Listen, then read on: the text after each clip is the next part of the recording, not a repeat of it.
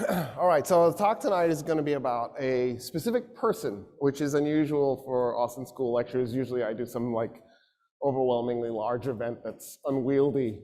In this case, the person is named Khalid Ibn Walid. He was a 7th century Arab. He was actually born probably sometime around 592. So end of the 6th century, but most of his life was in the 7th century. And experiences taught me, and for those of you who've had me before, that I should never start my stories at the beginning. I need to start my stories way before the beginning. So that's what I'm going to do. And that's in part because I want to make sure that I ground him firmly in the period that he's in. Like I want to make sure that there's a good understanding of why what he does is so interesting, and also just sort of a sense of why it matters. I'm going to start also by making a completely subjective statement that when it gets on the Austin School YouTube channel will draw a bunch of ire, and I'll probably get a stream of nasty comments, but I like that. So, and it is this, that Khalid ibn Walid was one of the 3 greatest warriors of all time.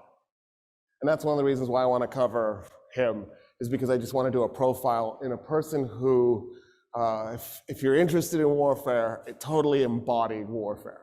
So this is a talk about war. And I'll probably also get a little bit of flack for over-glorifying war, which is cool too. I'm okay with that as well. For the record, when I was at the University of Maryland University College, in their history department, we were trying to create a war history department. So this is part of my mental illness. So having said all this, I want to start by actually attacking the way history is taught in the United States. And the reason is because of the way we structure Western civilization courses. So if you take Western Civ 1 and Western Civ 2, the general idea, and most of the textbooks are set up this way, is that Western Civ 1 will cover everything till 1492 or 1648, whatever arbitrary year they picked to stop Western Civ 1. And then Western Civ 2 will be everything since 1648. So in other words, we're going to spend 16 weeks talking about the first 5,000 years of Western civilization. And then we're going to spend 16 weeks talking about the last 350, which is based on 2 really big flaws. The first is sort of a proximity bias.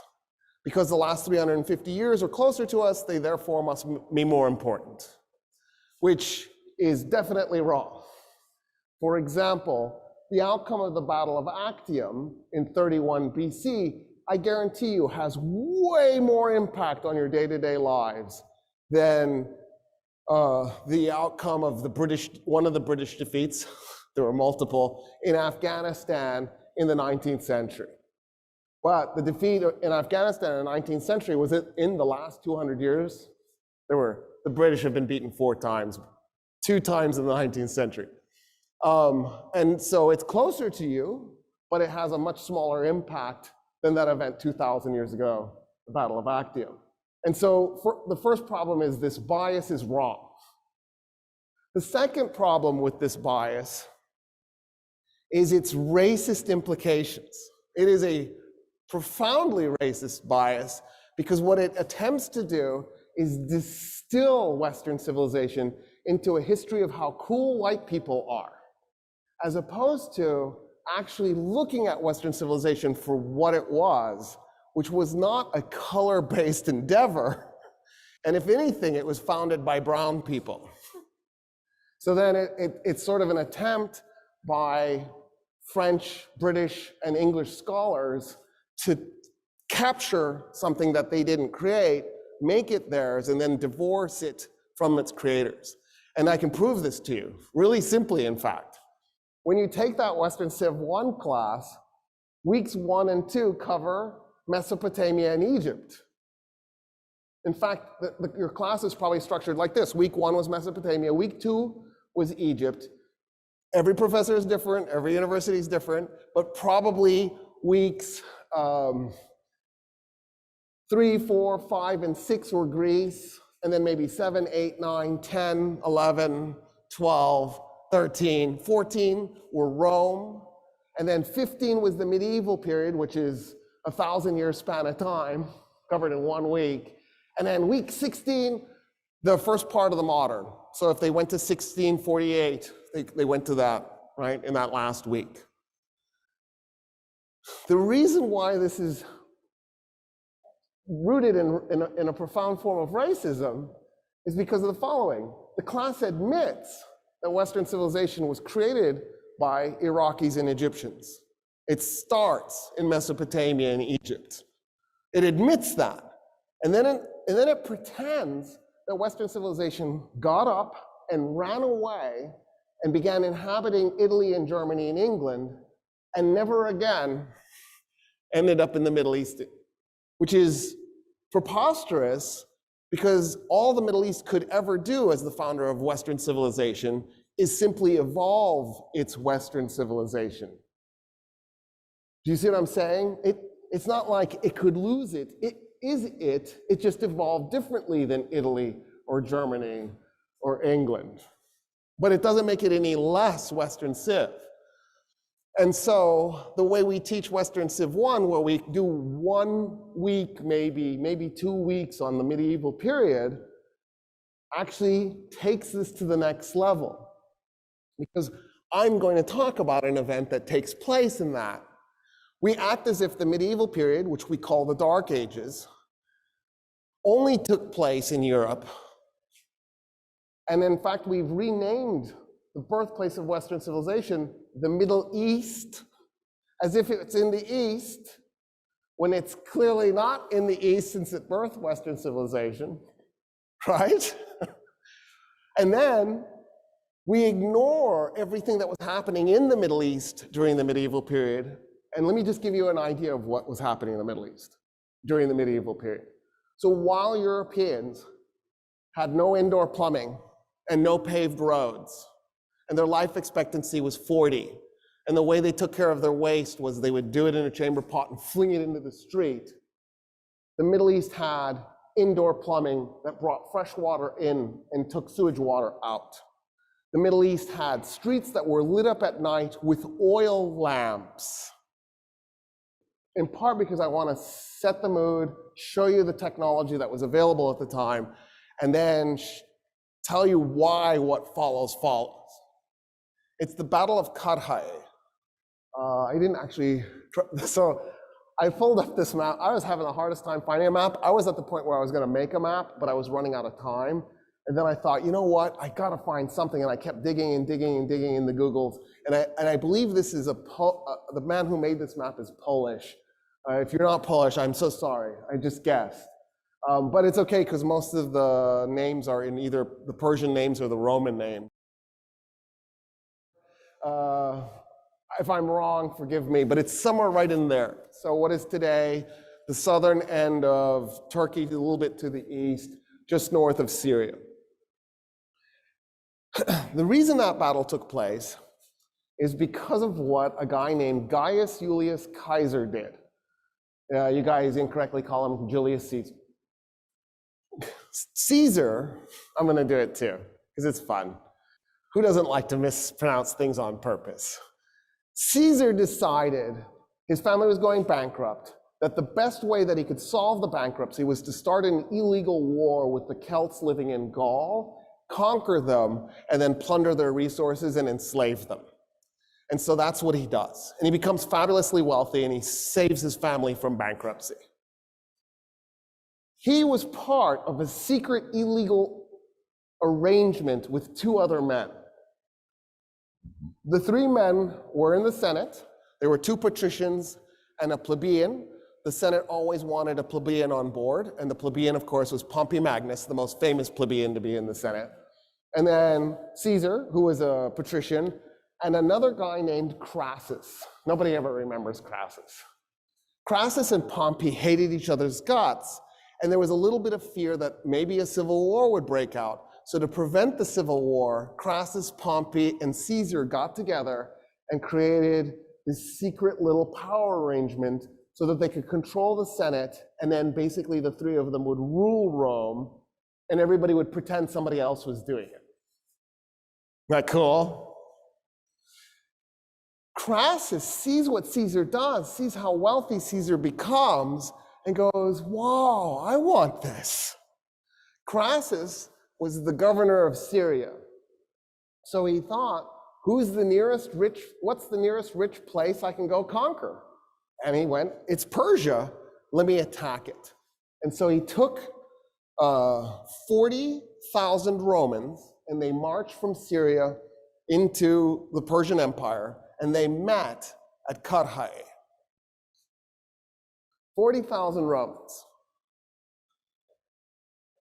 32,000 infantry, and they were heavy infantry, right? Think of Roman legionnaires with the interlocking shields and the spears called pilum, and they had a little gladius, a little short sword, and they would march in tight ranks, heavily armored. They were basically just a giant human wall, pointy human wall, because they had the spear sticking out. And then about 4,000 light cavalry and about 4,000 medium cavalry. And they went. And they meet the Persians at Carthage.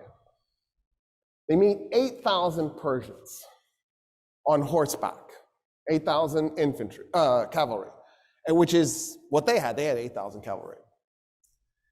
And the Persians that they met were light cavalry with bows and arrows. So the Romans are like, oh, we got this. 40,000 versus 8,000, what are they gonna do? Shoot arrows at us? So the Persians ride up and they fire arrows from horseback. And the Romans were like, okay, testudo. Testudo is where you take the shields, they interlocked. You could connect them together. And so they locked them together this way, and then the row behind them held the shields up like this, and then the row behind them held their shields up so that they interlocked to make a roof and a wall, and the Persian arrows bounce harmlessly off the top. It probably sounded loud, but otherwise nobody's injured. And so at this point, the Romans are chuckling. They were like, what are you gonna do, just keep doing that? You'll run out of arrows eventually. And so then the Romans march forward slowly, and then the Persians turn around and fire another round of arrows at the Romans, and then they ride off. So now the Romans think, okay, well, let's chase them. So they go out of Testudo, because you can't run like this. You can't run holding a fort in the air. You need to lower your shields. So they lower their shields and they take off on foot running. And they're chasing the 8,000 Persian horse archers. The Persian horse archers turn around in their saddles and fire backwards. Nobody had ever done that in battle. The Romans are shocked. They're so surprised by the thing, they don't have time to pull up Testudo, and hundreds of Romans go down. This rattles the Romans. They're like, whoa, we can't just chase these guys. Okay, we need to be a little more cautious. And the Persians start running up a hill. So now the Romans are slowly following after them. And the Persians turn around and shoot, but because the Romans have slowed down, they go back into Testudo, and not many are injured. They don't quite get into Testudo in time, so some of them do get injured. And so it slows the Romans down. They're getting a little nervous about all of this. But then the Persians go over the top of the hill. So now the Romans are like, well, we might as well run. They can't shoot through the hill. So they start running, and they run up the hill. And just as they're cresting the hill, to their shock and dismay, the Romans see 1,000 cataphracts. Cataphracts were fully armored soldiers on top of armored horses. The first time Europeans will do that, put a fully armored man on top of an armored horse, is 14 centuries later, at the end of medieval Europe. The Persians were technologically 14 centuries ahead of any European society in terms of heavy cavalry. 1,000 cataphracts was far superior to 8,000 Roman cavalry. because they were tanks. There was almost nothing you could do to them. And they're charging up the hill as the Romans are charging down the hill. So the Romans charging down the hill are trying to stop, and they're shouting to the guys behind them, hey, stop running. But the guys behind them can't really hear them, in part because some of them are on the other side of the hill, but in part because of all the noise. And the guys running down the hill can't stop running, because if they do, they'll get knocked down and trampled to death. And so they're forced to run towards these cavalry units. They can't get into formation, and the cataphracts cut through them like a hot knife through butter. It's a catastrophe. Romans are dying everywhere. The cataphracts get to the top of the hill, they turn around and come back through. They get to the bottom of the hill, they turn around and come back through. The Romans are doing everything they can to try to create order and get back into combat formation, and they can't do it. Eventually, Crassus's son, who is up on the hill, gets identified by one of the Persian warriors. They kill him, cut off his head, stick it on a spike and jam it into the ground so that his dad can see his head. The Romans are completely disheartened. Crassus comes up with a new strategy, because while the cataphracts are going up and down the hill, the horse archers return, and they're just shooting arrows at the Romans who can't get into formation, let alone go into testudo. And so the Romans are getting hammered by arrows and cut to pieces by these heavy cavalry men. And so he decides, you know what we'll do? We'll just fight this until the Persians run out of arrows. It's always a bad day when your goal is to get the other side to run out of ammo because they're shooting at you. You know what I mean? It's also a really bad day when the Persians brought 1,000 camels loaded with 1,000 arrows each.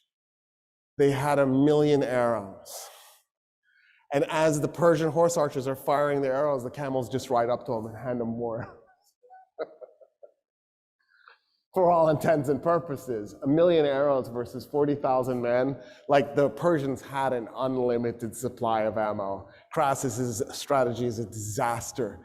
And the Persians, 9,000 soldiers, are tearing these Romans to pieces. The only thing that saves the Romans is the sun goes down. And the Persians and the Romans basically call it. They break up into camps to eat and cook and then go to sleep. In the morning, Crassus comes out and he says, let's talk. And the Persian general, his name was Suren. He's on horse. And Suren says, there's nothing to talk about. He had a stick with him. He draws a line in the ground and he says, this side is Persian, this side is Rome. That line is the Euphrates River. And Crassus goes, no. And when he does, one of the Roman soldiers freaks out, reaches over and grabs the rein of Suren's horses, and the fight starts again. Because the Persians see that, and swords come out, and they just tear the Romans to pieces again on the second day. About 10,000 Romans escaped. About 10,000 Romans were captured, including Crassus. And 20,000 Romans were killed. And we don't have a real firm number, but about 200 Persians died. When you outnumber the enemy 5-1, and they kill you at a ratio of 100-1, that's a bad day. That's a bad day. They wait until the Persian emperor shows up. His name is Orodes. Orodes brings Crassus into his tent. Crassus was wounded. He was in bad shape. The Persian surgeons were treating him because they wanted to keep him alive so that Orodes could have a nice conversation with him. They kept him alive. They bring him forward. They have him get on his knees in front of the Persian emperor. And Orodes goes, the most important thing in Persian culture is to be a good host. You are my guest in the Persian Empire. You came here for gold. I will provide. They pried open Crassus's mouth and they brought a pot of molten gold and they poured it down his throat. That event triggers almost 700 years of back and forth warfare between the Romans and the Persians, just back and forth. If you were to take all the fights and stum them together, the Romans managed to keep, so this is the border between the Romans and the Persians, they managed to keep something like this for most of that time period because the Romans had a fantastic navy in the Mediterranean. So every time the Persians would capture Syria or Palestine or Egypt or Anatolia, the Romans could respond with their navy and deploy troops behind the Persians. And then that made it so the Persians could never really hold any land to the west of their empire. But as a general rule, the Persians usually won. Not always. The Romans sometimes beat up on them.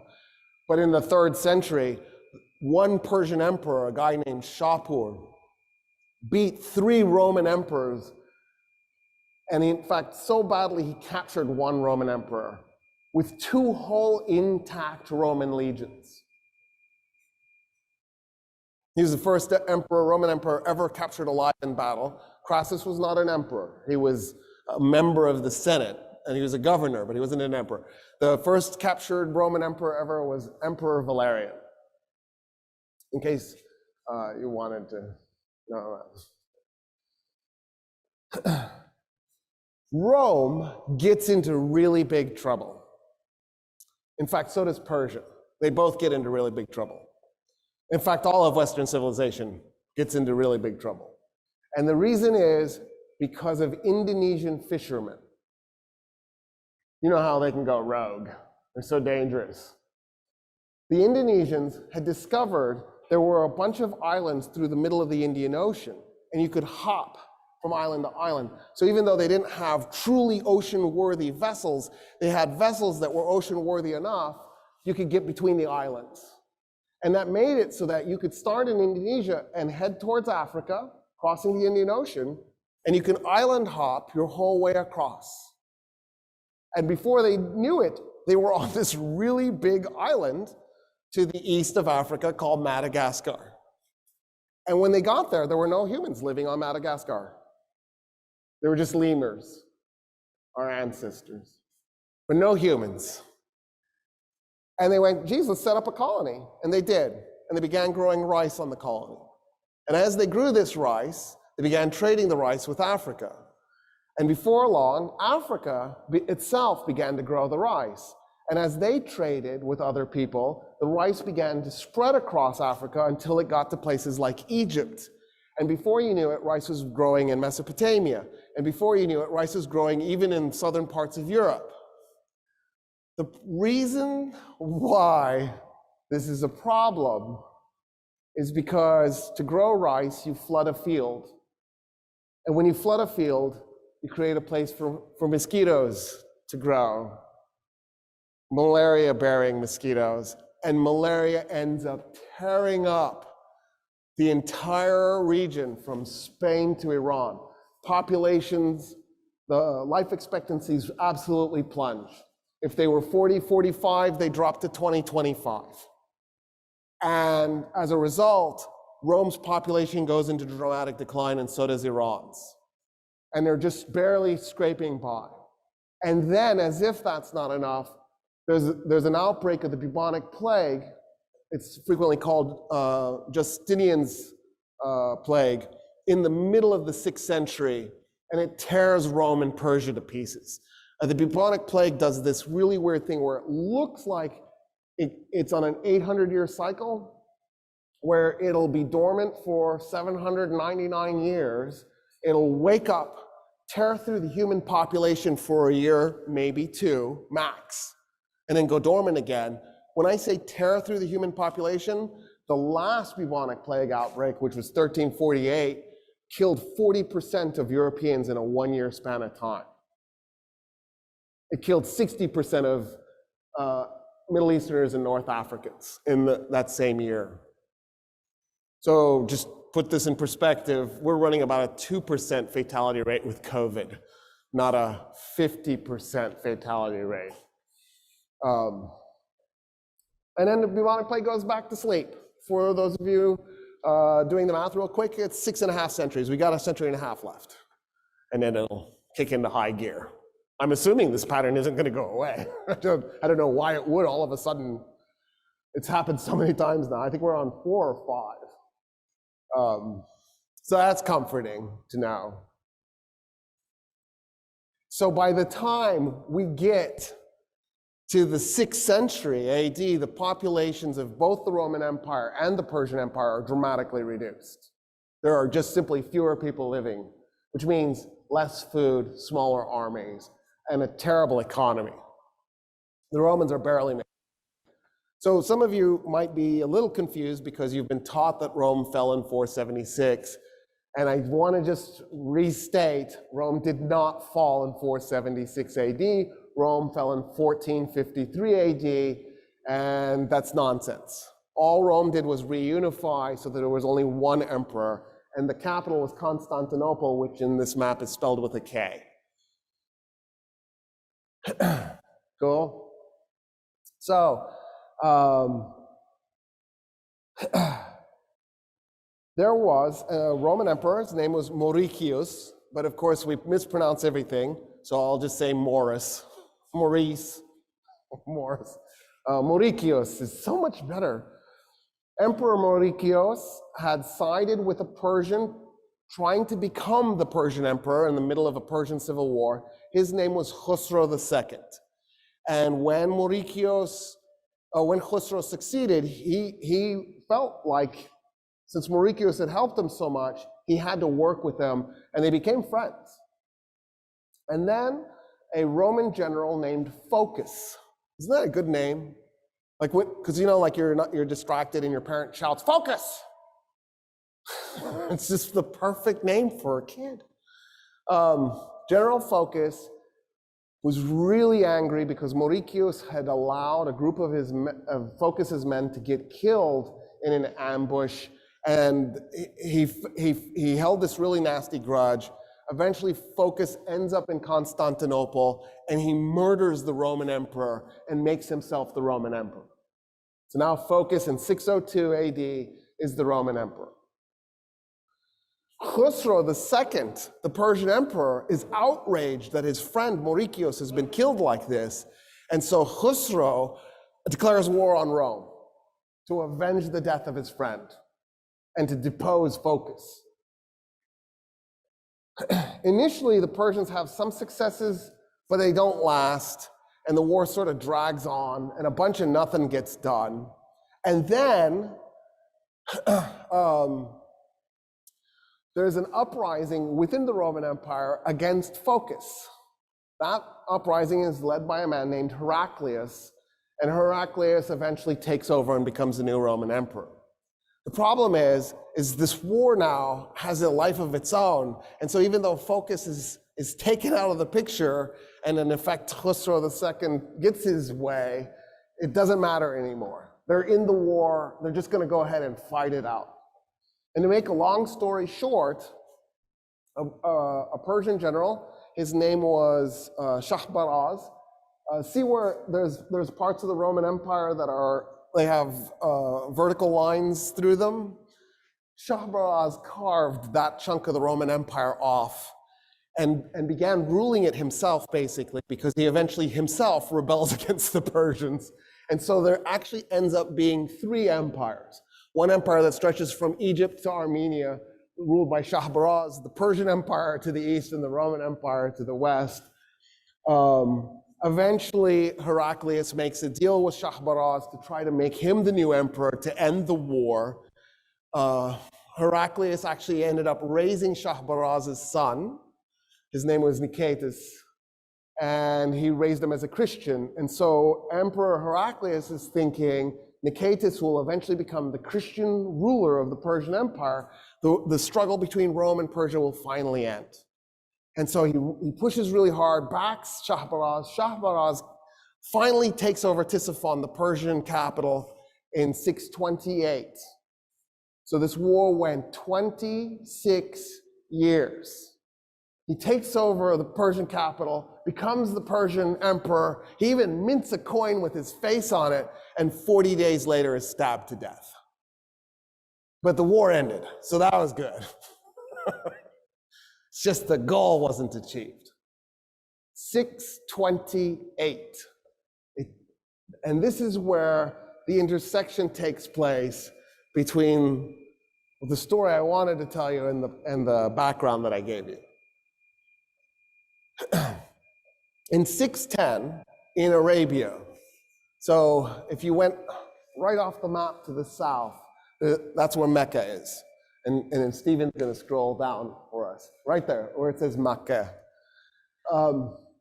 There is a man who receives prophecy from the Archangel Gabriel, and his name is Muhammad, and he becomes the prophet who will create Islam.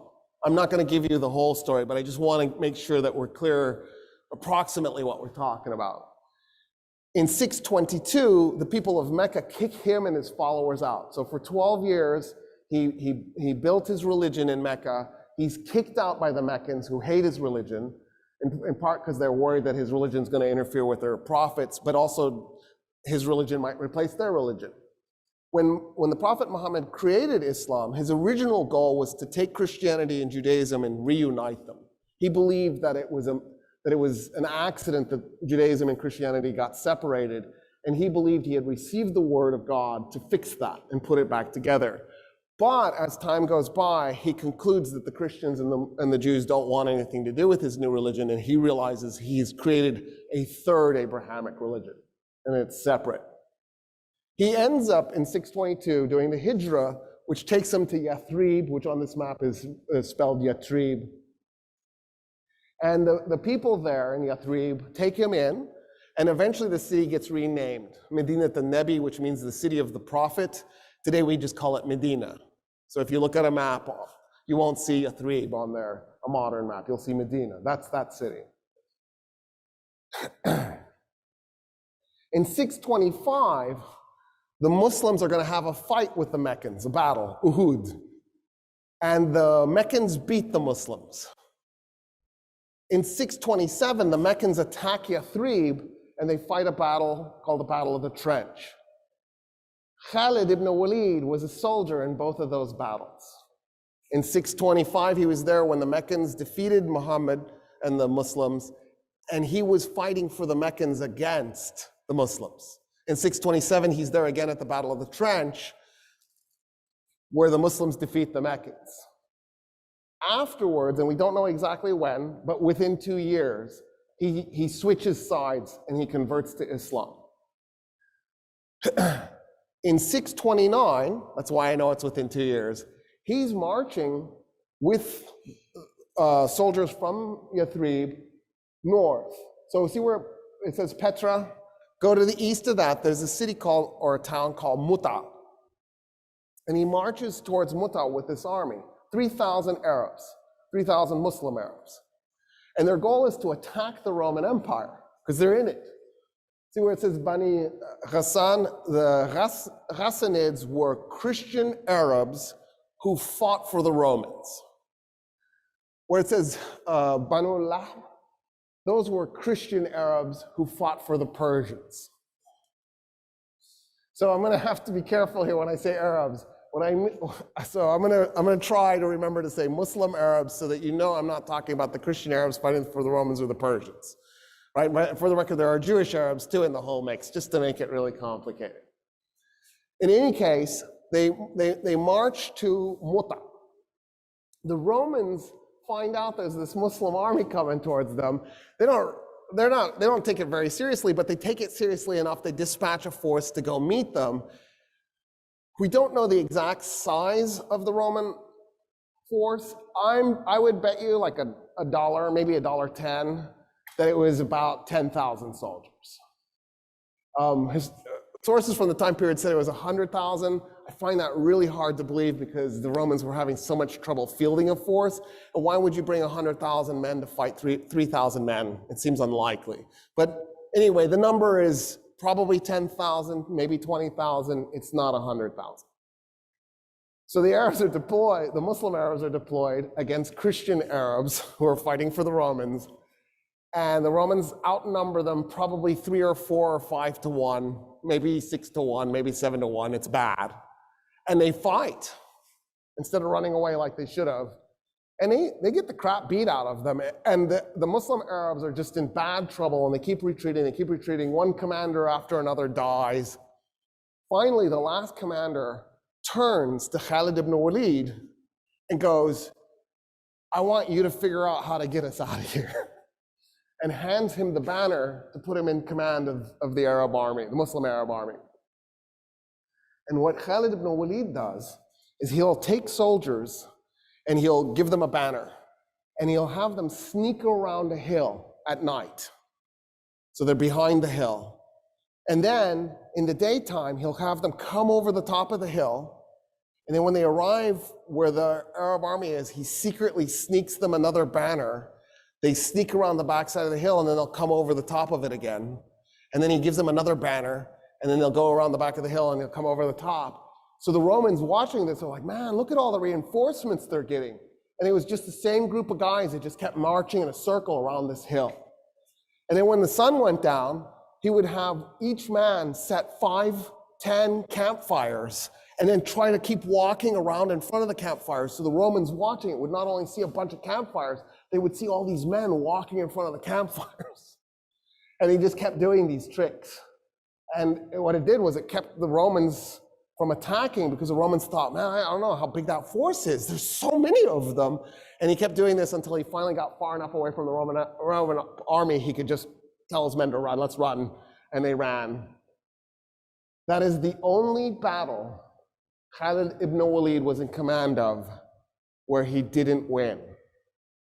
It was the first time he was ever in command, and he was put in command after they had already lost, in circumstances that were impossible to win. The Prophet Muhammad will eventually capture Mecca, and when he does, he'll own the western part of Arabia and the very eastern part of Arabia, but not the rest of it. And this is important because Arabia had never, ever, ever in its entire history up until that moment been ruled by a single political entity. Not, the Arabians had never ruled Arabia, the Persians had never ruled Arabia, the Ethiopians had never ruled Arabia, the Romans had never ruled Arabia. At one point, the Ethiopians had captured a piece of Arabia, the Yemen. And then of course the Persians have that chunk over there in the northeast, and the Romans had that chunk in the northwest. But no one had ever ruled all of Arabia as a single political entity. The closest anybody had come, in fact, was the Prophet Muhammad. When he died in 632, he had gotten such a big chunk, he probably had about 40% of Arabia. He was replaced by a guy named Abu Bakr. Abu Bakr didn't take the title king, he didn't take the title emperor, he took the title follower of the messenger of God, and became the ruler of this Muslim-controlled chunk of Arabia. He made 2 armies. He sent one army from Yathrib due east, and he sent the other army south to Yemen. And his goal is to finally, once and for all, conquer Arabia and rule it. And actually, he was ruling from Mecca at that point. The guy he put in charge of his army that went east was Khalid ibn Walid. And Khalid will do a series of battles against a heretic who is claiming to be the real prophet in an event called the Ridda Wars. And Khalid will win battle after battle after battle. And by 633, Arabia is unified. So the campaign started in 632. It took less than a year. And in part because of Khalid's decisive victories in the center of Arabia. At that point, there's argument amongst historians exactly what happened next. Did Abu Bakr order Khalid to keep going, or did he tell Khalid to stop? It's entirely possible either is true. He doesn't stop. That's the important thing. Whether he was told to stop or told to keep going, he doesn't stop. And he goes towards the very southern tip of Iraq. So see where it says Sabur? He's headed in that direction. He ends up fighting a battle in what is today Kuwait. It's called the Battle of the Chains. The Persian general Hormuzd chains up his elite soldiers to show the Arabs that there is no retreat, that the Persians will fight to the death because they've made it so they can't retreat because they're chained together. But also because Khalid relied heavily on cavalry, it would be impossible to do a cavalry charge through them because there are chains in between them, so there's no way to get through. What Khalid liked to, the way battles went back then, everybody did this, the Persians, the Romans, everybody did this, is they would send champions to go fight each other before the battle. But what the Arabs liked to do was first poetry. So they would get their best improv poet, because they would improv right there. They didn't have a poem written in advance. And they would get that poet to shout to the other army a poem. And the belief was that if you shouted a good enough poem, the other side should give you the field and walk away. And of course, the Persians are like, screw you, we don't even speak Arabic, we don't know what you're saying. So after the Arab shouts this poetry at the Persians who are annoyed, Khalid walks out and says, I'm my champion. I'll fight the Persian champion. That's a problem for the Persian general then, because if he doesn't go fight, it's general versus general. If he doesn't make it general versus general, it makes him look like a coward. So the Persian general goes, okay, let me fight. And they go out and they fight, and Khalid ibn Walid kills him within like 30 seconds. It's a really quick fight. And so now the Persians are going to go into the battle without their general. And what Khalid did was he just kept using his cavalry to do these charges against the Persians that just kept them off balance until finally he broke up their order. And what they should have done was they should have repositioned, or they should have retreated a little bit and then repositioned, but they can't because they're chained together. And he swings his cavalry around the backside and starts harassing them, and he tears them to pieces. The estimate is that he brought 18,000 men against 20,000 Persians, the same Persians who tore those Romans to pieces almost 700 years prior. And he walked away with a couple hundred killed, and the Persians lost, and most were killed or captured. And then what he's going to do is he's going to work his way along the western bank of the Euphrates River. And his goal is the city that's labeled as Herat there. At the time, it was called Hira, or at least the Arabs called it Hira. And he's heading towards Hira. And he'll fight 3 more battles.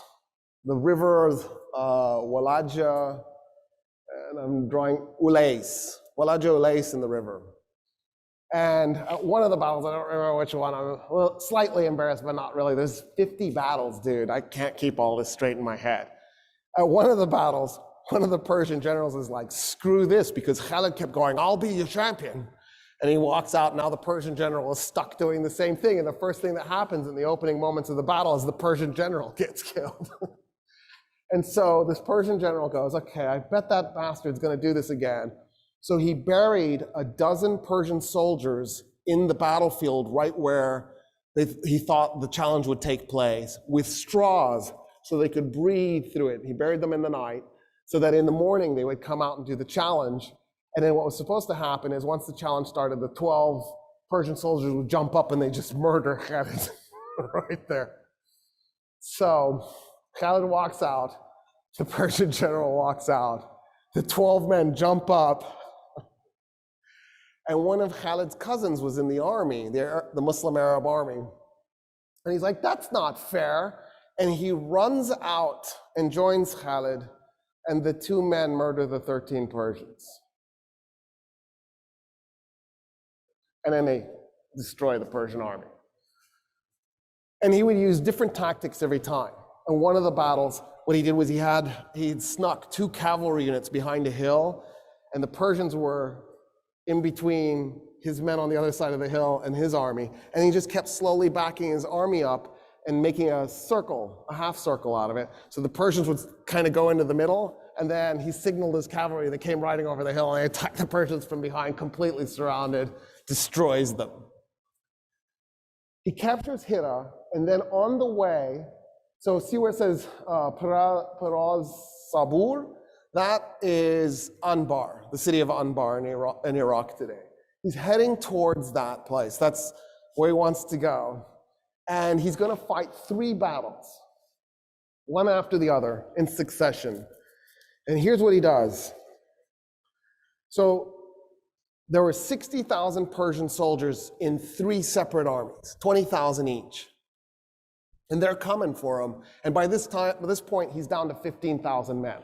Because even though he keeps winning, he's still taking losses. So it's going to be 4-to-1 odds if he lets those 3 Persian armies merge together. And he's thinking, I don't think I can beat 60,000 men with 15,000 men. So if I'm going to win, I'm going to have to attack them piecemeal. I'm going to have to hit each of the 3 Persian units before they get together. So he races his army as fast as he can towards the first one. But first, he cuts his army into 3 5,000-man units. And he tells them, we're going to arrive at 2 a.m., and he gives them a date, like 2 weeks in advance. And he says, I need you at this location, at this time, on this day. Go. And they take 3 different paths, and they're going to come at this Persian unit, and he's guessing where he thinks that Persian unit will have arrived to by that point. I challenge you, this is my challenge. 3 of you, you and 2 of your best friends, get into 3 separate cars, and you can use GPS. Pick a spot somewhere on the other side of the US, because it needs to be a long road trip, right? 3 days. I'm not even gonna make it 2 weeks, just 3 days. So I don't care where you wanna go, Washington or the other Washington. Either way, it'll work out to be about the same. But make the 3 of you take 3 separate paths and then time it so that you arrive at the exact same moment. Bet you can't do it. Now take away GPS and navigate at night, trying to guess where you think the enemy army is going to be. They're there when the 3 armies converge at the exact same moment. They catch the Persians asleep in their camp. They tear them to pieces. He's like, all right, 1 down, 2 to go. He looks at his men and he goes, this is where the Persian army is the next one's going to be. And he tells them, I want you there this day, this time. Go. 3 different ways. And the 3 units charge as fast as they can. And they get there. And the Persian army is there. And he destroys that one too. And then he tells his men, all right, we got 1 more. 1 more. And go. And they arrive at the right time, on the right day, in the spot where the Persians were at night. And they wiped out the 3rd 20,000-man unit with almost no losses. They dispatched 60,000 men in a maneuver that I bet a contemporary military force would never be able to execute, let alone 3 times in a row. Insane. It shouldn't be doable. He gets to where it says Dura. That's the city of Firaz. Firaz was the border between the Roman Empire and the Persian Empire.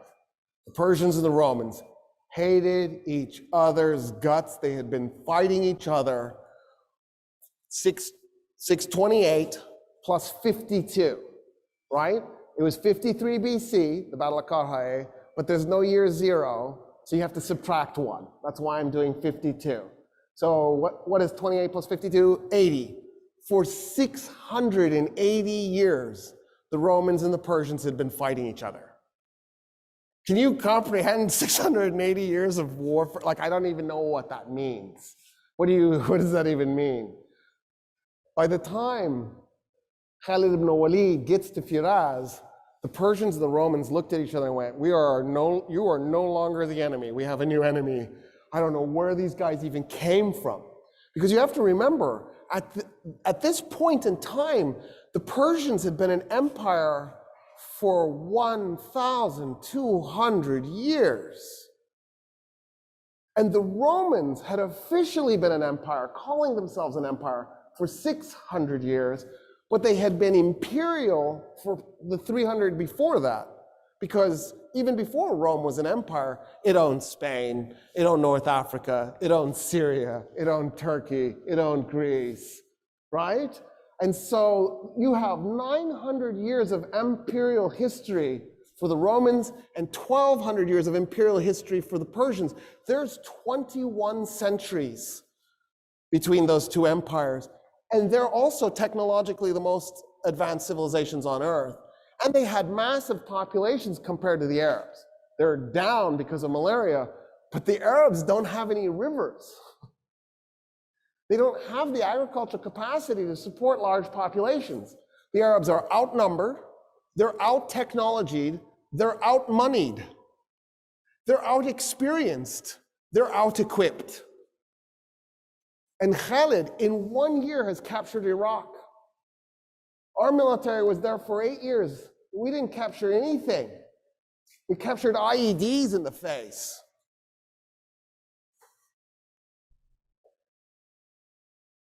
So the Persians go to the Romans, they're like, okay, we're gonna fight this one as allies, right?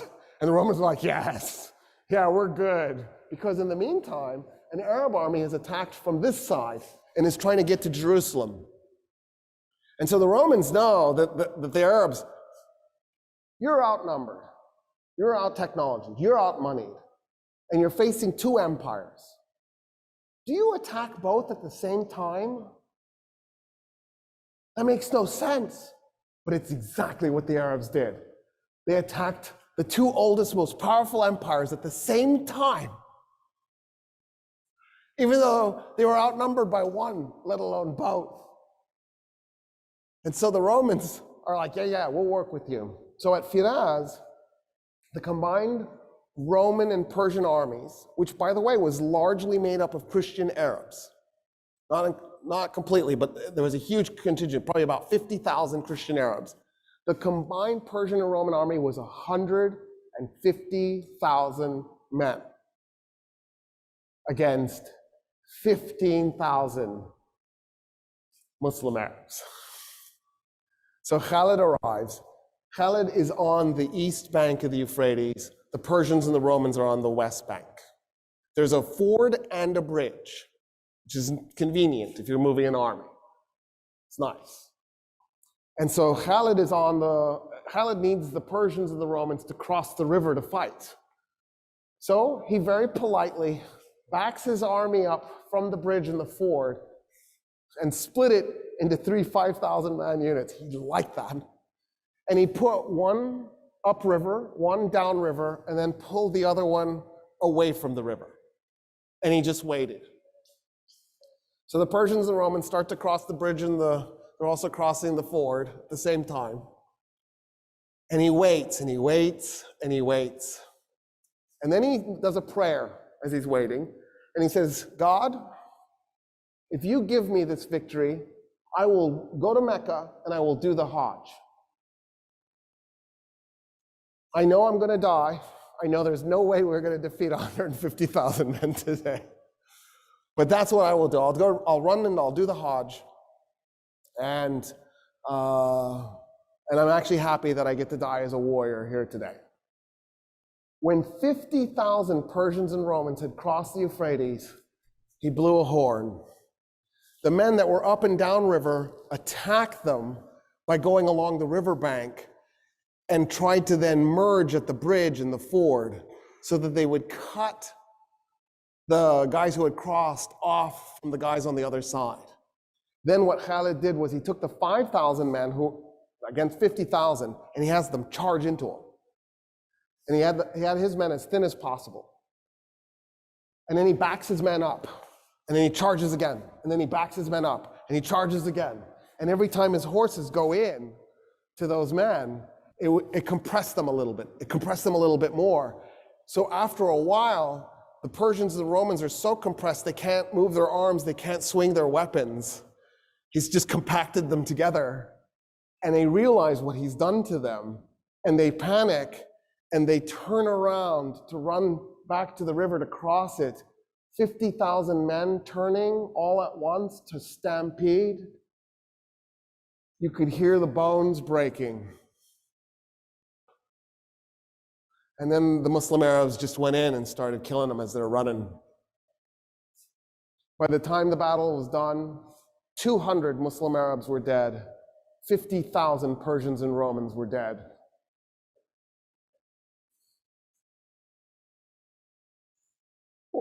What is this?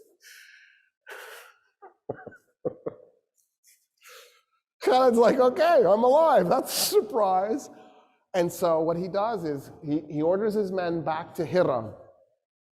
So what he does is he says, okay, I need to arrive at Hira. I need to show up on top at the front of my army, but I've got to now go to Mecca to do this Hajj.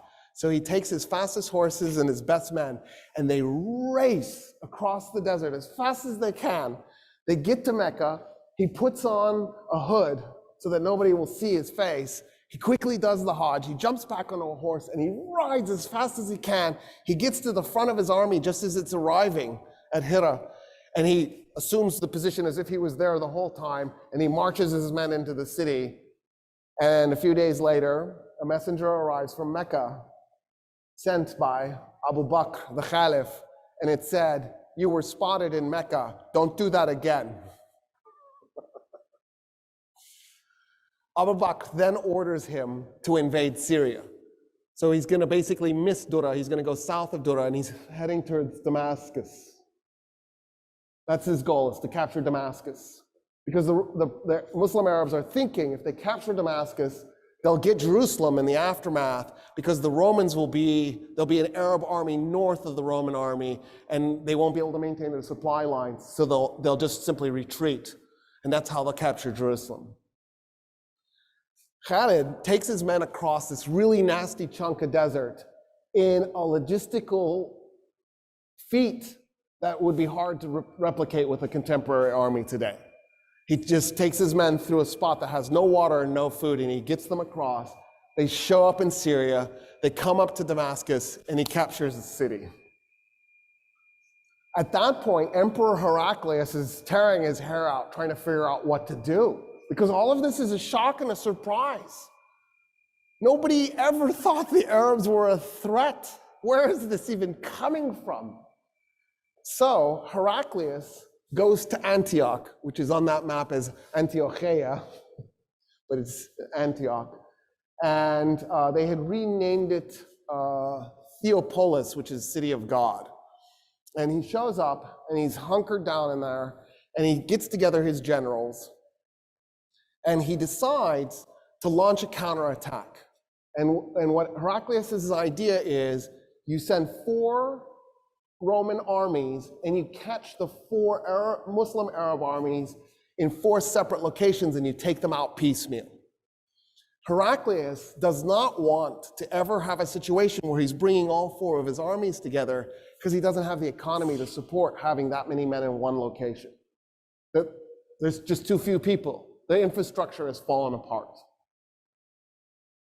Word reaches the Muslims that there are these 4 armies now coming towards them. The commander of the 4 armies is a guy named Abu Ubaidah.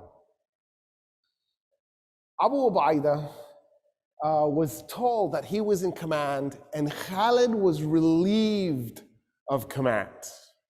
He could still be a general, but he would not be the guy in charge. And the reason is because the new Caliph, Abu Bakr, only lived 2 years as Caliph. He's dead. He's replaced by a guy named Umar ibn al-Khattab. The new Caliph is Khalid's first cousin, and he doesn't trust Khalid. He thinks Khalid has political ambitions.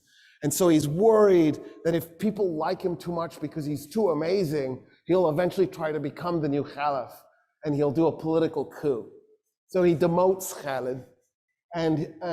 But so Abu Ubaidah orders the Arab armies to head over towards where it says Al-Jabiyah. The problem is the Hassanids keep attacking them from behind. And so the Muslims try to figure out what to do. They decide to hold a conference. And then what they do is they ask an interesting question. Abu Ubaidah does, the commander. And the question he asks is, would you guys rather have Khalid in charge or me? And everybody looks at him like, you know, we feel guilty saying this, but yeah, Khalid. And he goes, me too. I would like to propose that we promote Khalid to being in command unofficially, because I'll be officially in command. But unofficially, he'll be in charge. And everybody votes yes. And so he takes command of the army, even though he can't, because he's been demoted. And he comes up with a plan. And the plan is to head back a little ways towards Damascus to get away from the Ghassanids, to a spot where the Muslim army, I don't know how I should do this. Should I aim myself like this? It's weird talking to you with my back.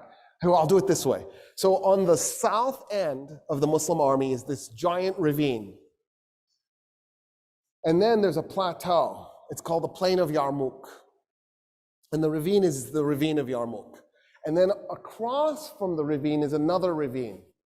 So you can't really use them as an army because you'd be falling off a cliff to go into them. They're really steep. So he's got his left flank, his southern flank, covered by this ravine. And they just wait, which now forces, because now all four of the Arab armies are in one location, it forces the Romans to bring their armies together, which they didn't want to do. The commander of the Roman army is an Armenian named Vahan. But a huge chunk of this Roman army, probably about a quarter of it, was actually made up of Arabs, Christian Arabs. So this is going to be an Arab versus Arab fight at some core level. Vahan brings his army up and he puts it in between the second ravine in the west and the Muslim army. On day one, he does a really light, gentle probing attack, just to try to figure out what he's up against, how the Arabs are going to respond to his attack. He's just going up and touching to figure out what's going on.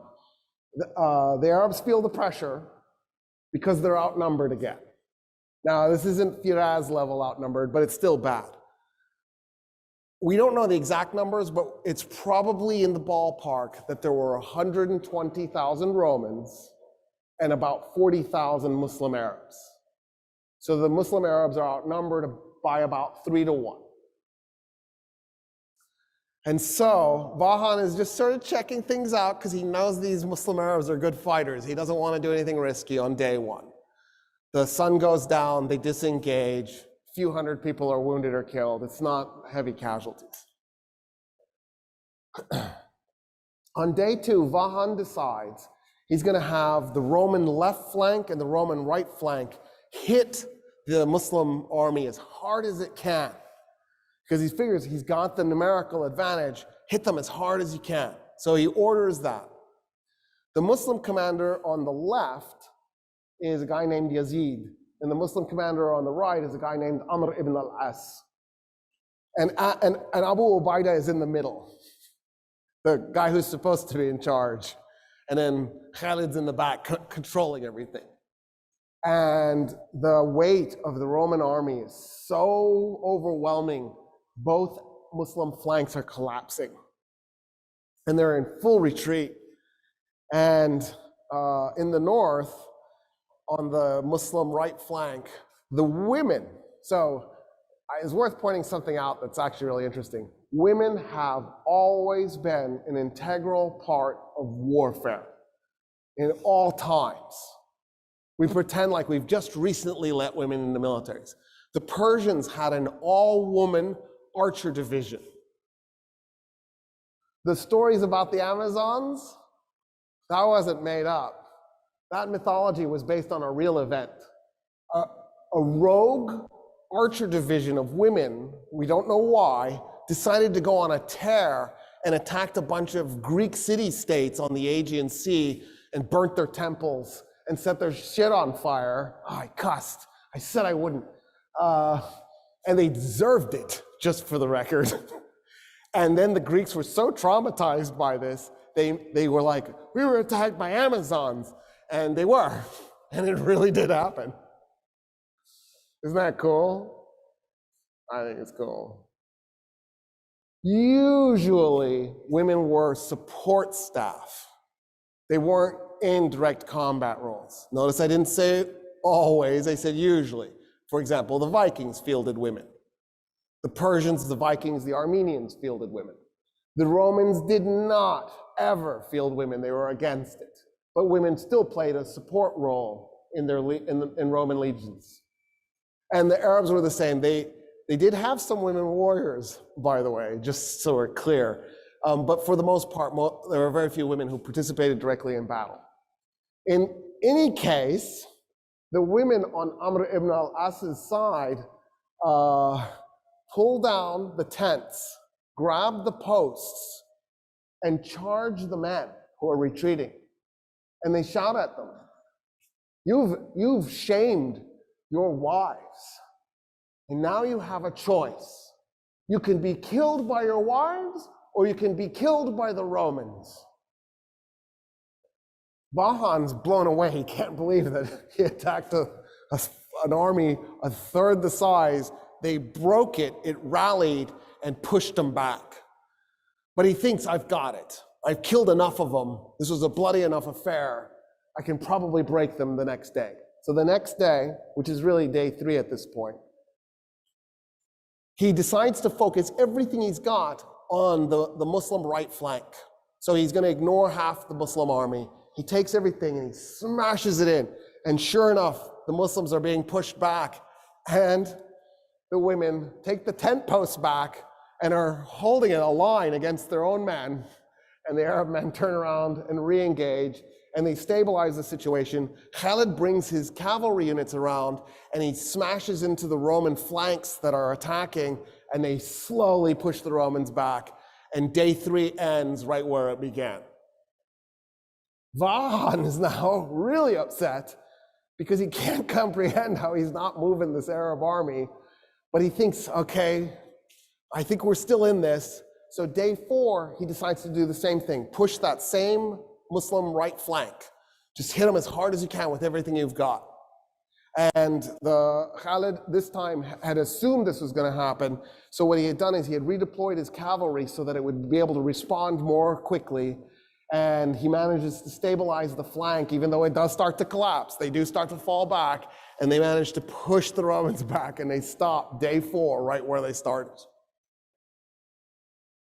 Day 5, Vahan sends a guy to talk. And he's ready to come up with a compromise. Like, maybe you get Jerusalem and we keep Damascus, something like that. Khalid goes, oh, the Romans only talk when they're losing. Okay, I'm going to refuse to talk. Day 6, he took all his cavalry. It was about 8,000 men. Out of his 40,000 men, about 8,000 were cavalry. And he put all of them on his right flank. When the sun came up, he swung it around. So now the Romans are trapped between his army and the 2 ravines. There was a bridge over the western ravine.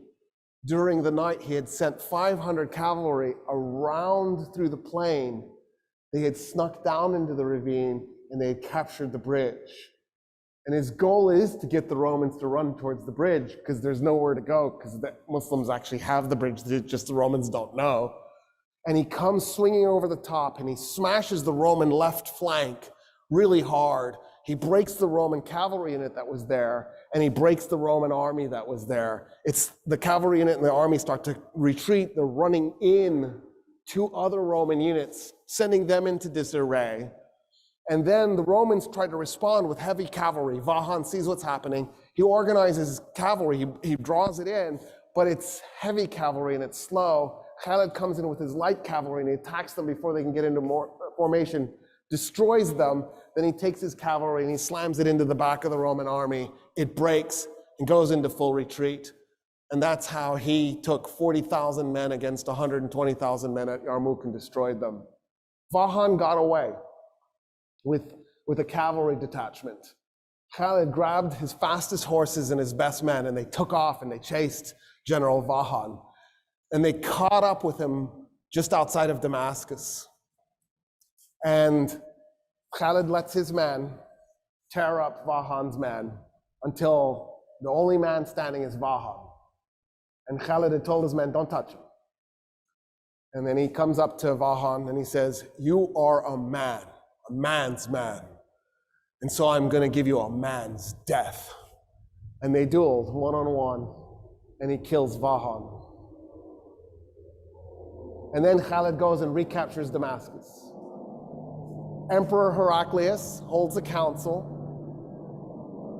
and he asks his remaining generals, what should we do? And the generals tell him, we've lost Syria, it's done. There's nothing we can do about it. And so Heraclius gets on a ship and he says, farewell, Syria. You have been a lovely province, and now you will be a lovely province for the Arabs. And he withdraws. And that was the last time, second to last time, there was a Roman army in Syria. They'll get in one more time, but they don't really keep it for long.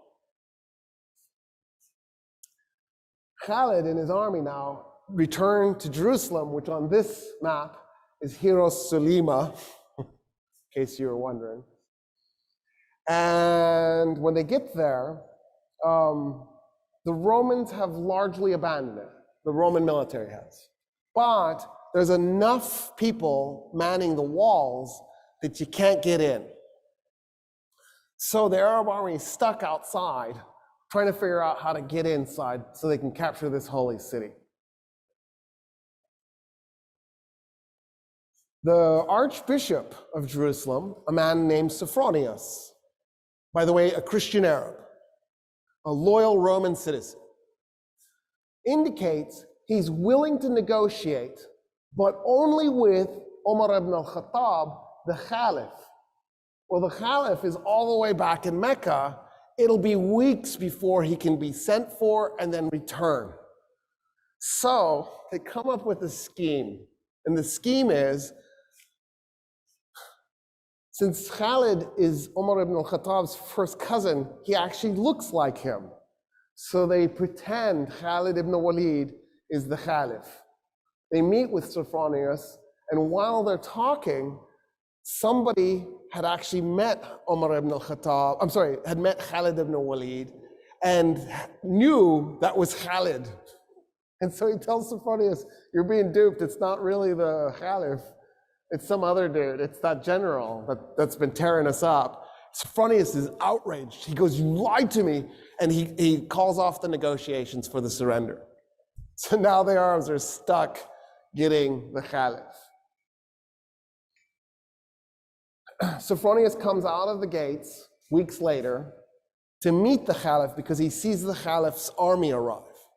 And as he's approaching, he sees a man leading a camel at the front of the army. So for the record, the rich Arabs, the Arabs who were good soldiers, didn't usually ride camels. They usually rode horses, Arabians. And for those of you who don't know, Arabians are fast and agile, and they have crazy personality. And so they're perfect for warfare. Camels are a little bit clumsy and slow. They serve a purpose in warfare, but you're better off on an Arabian. In any case, the Arab army is being led by a man leading a camel with a man on the camel.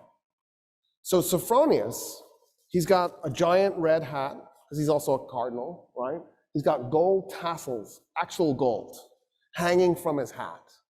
He's covered in gold jewelry. He's wearing red robes. He's covered in perfume. He's on a lectica. The lectica was the couch that the Romans would ride, and then they'd have like 4 or 8 men, depending on how big it is, carrying it. And then he has 2 men, one on each side, fanning him. Of course, right? That's what Jesus would want from his bishops. It's exactly right. And he's coming out on this lectica being fanned. And he comes up to the guy on the camel, and he says, where's the Caliph? And the guy on the camel does like this. He nods with his head at the guy leading the camel. So Sophronius turns to the guy leading the camel and goes, where's the Caliph? And the guy leading the camel says, I'm the Caliph. And Sophronius goes, dude, you're dressed in rags. The guy's pants were mended multiple times. His shirt was mended multiple times. And he goes, no, I'm the Caliph. And Sophronius goes, you've just conquered Iraq and Syria and all of Palestine minus Jerusalem. How is it you're so poor? And the Caliph goes, well, why would I collect wealth? We're not doing this war because I'm trying to plunder anything. I'm a humble man with humble needs. I just need good meal. And then Sophronius goes, why aren't you riding the camel? And Omar goes, that's my servant on the camel, and we take turns so that neither one of us gets exhausted. At this point, Sophronius is like, oh, what? Who just conquered us? What are these, Marxists? And so Sophronius gets off the lectica because he's shamed off of the thing. And he says, okay, I want to talk to you about our surrendering the city to you. And the Caliph says, I have an idea. Let's walk to the city and I'll tell you what I was thinking the terms would be. So we'll start there. And Sophronius goes, yes, of course. And as they're walking, Umar ibn al-Khattab says, why don't we do this? All Roman politicians leave Jerusalem. You just go, if you're a politician. So if you're a top bureaucrat, an officer, and you can take anything you can carry. So you can take gold, as long as you can carry it. And Sophronius goes, okay, that's reasonable. That's actually more than reasonable. I just assumed you'd enslave them and take their gold. I don't see how anybody would be mad about that. And then what else? And the Caliph goes, oh no, I was thinking that's it. We don't do anything else. And Sophronius goes, wait a minute, I am really confused. So when us Romans capture a city, we enslave a segment, we plunder the city, probably a little bit too much raping too. We might even burn some of it just for grins and giggles. And then we declare it to be ours. What about that? And Umar ibn al-Khattab goes, no, we're not going to do any of that. No plundering, no raping, no enslaving. We don't do that stuff. And then Sophronius goes, oh, but you're going to seize property in the city. And the Caliph goes, no, we're not going to take anybody's property. We're going to leave the city exactly like it is. The only thing I want to do is eject the Roman politicians with whatever they can carry. And Sophronius goes, there's nothing to negotiate. Yeah, we surrender the city this instant. I don't understand, actually. They walk into the city. Khalid is one of the men following. Amr ibn al-As, all these guys, they're on foot. If they've got their horses with them, they're leading their horses by the reins, right? Because the leadership is on foot. There's no way they're going to ride in. They're walking. And this is a holy city to them because Jesus is holy to them, because the Jews were holy to them. And so they see this as a holy city. Sophronius goes, tell me about your religion as they're walking through the streets. And so Umar ibn al-Khattab starts telling him about Islam. Sophronius goes, it just sounds like a variation of Christianity. I feel like our religions are shockingly similar. And Umar ibn al-Khattab goes, yeah, because they are. We thought we were doing Judaism 3.0. It never occurred to us that we were going to be received as being so different. And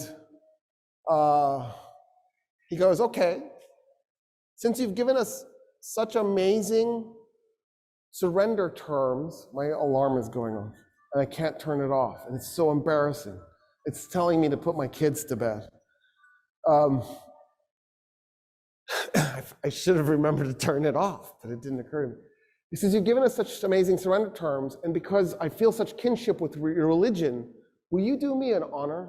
Will you come to my church and pray in your Muslim way next to me as I pray in my Christian way? And Umar ibn al-Khattab goes, never. And Sophronius goes, why? He goes, I'm the Caliph. The first place I pray in Jerusalem is going to become a mosque. The Muslims will take it and they will create a place of worship for Muslims. and you will lose it. And I don't want you to lose your church.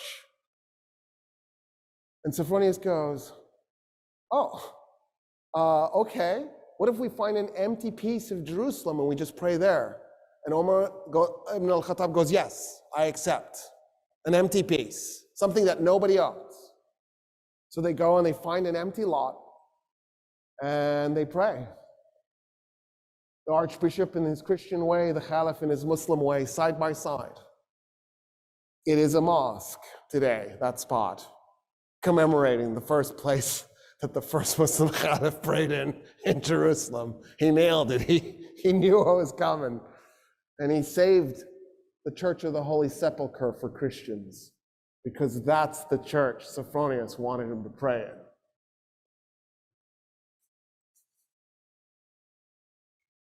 At that point, the Caliph says, I want to see the Temple Mount. And Sophronius goes, why? And the Caliph goes, because it's holy. It's holy to everybody. It's holy to Christians, it's holy to Jews, it's holy to Muslims. And Sophronius goes, nah, we haven't been treating it as holy to anybody. And Umar ibn al-Khattab goes, what do you mean? And so Sophronius says, so after we tore down the second temple of Solomon, when we conquered Palestine, we turned the Temple Mount into a garbage dump to punish the Jews. And the Caliph goes, what do you mean? And Sophronius goes, yeah, there's like 500 years of refuse on that thing. It's just a garbage dump. And he goes, show me. They walk up to the Temple Mount, and the Caliph can't believe what he's looking at. He falls on his knees and he begins clearing the garbage by his hands. His army sees their leader on his knees clearing garbage, and they run up and they start clearing the garbage themselves. And they clear the garbage off the Temple Mount. The Caliph goes, okay, I want to meet some of the Jews living in Jerusalem.